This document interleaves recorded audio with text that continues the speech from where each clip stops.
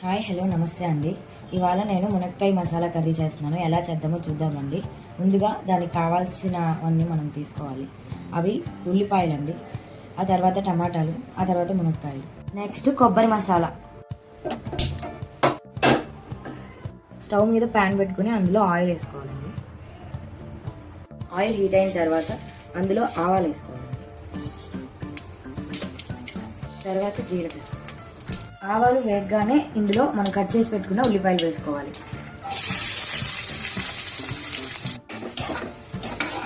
ఉల్లిపాయ golden brown కలర్లో రావాలండి. ఉల్లిపాయలు త్వరగా వేగాలంటే సాల్ట్ వేసుకోవాలి.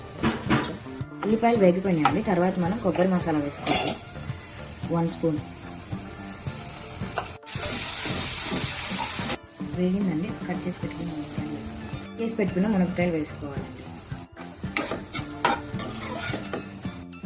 మూత పెట్టుకొని ఇప్పుడు మునక్కాయలు కాసేపు ఉడకాలి. మునక్కాయలు ఉడకాయండి. ఇప్పుడు మనం టమాటాలు యాడ్ చేసుకుంటాం.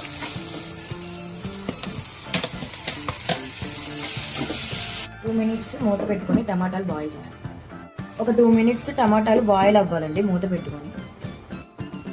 టమాటాస్ బాగా సాఫ్ట్గా ఉడికిపోయినాయండి. ఇందులో చిటికెడు పసుపు వేసుకోవాలి.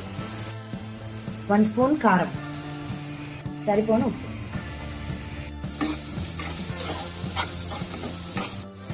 కొంచెం ధనియా పౌడర్, ఒక హాఫ్ గ్లాస్ వాటర్. ఇప్పుడు ఇది ఒక 2 మినిట్స్ ఉడకాలి మూత పెట్టుకోవాలి. ఉడికిందండి. ఈ కర్రీకి మంచి టేస్ట్ రావాలంటే లాస్ట్లో మనం కొంచెం పాలు పోసుకుందాం. ఇప్పుడు మూత పెట్టుకొని ఒక 2 మినిట్స్ ఉడికించుకోవాలి. లాస్ట్గా కొత్తిమీర చల్లుకొని దింపుకోవడమేనండి. అయిపోయింది కర్రీ. మునక్కాయ మసాలా కర్రీ రెడీ అయిపోయిందండి. చాలా టేస్టీగా వచ్చింది. మీరు ట్రై చేయండి. నచ్చితే సబ్స్క్రైబ్ చేసుకోండి.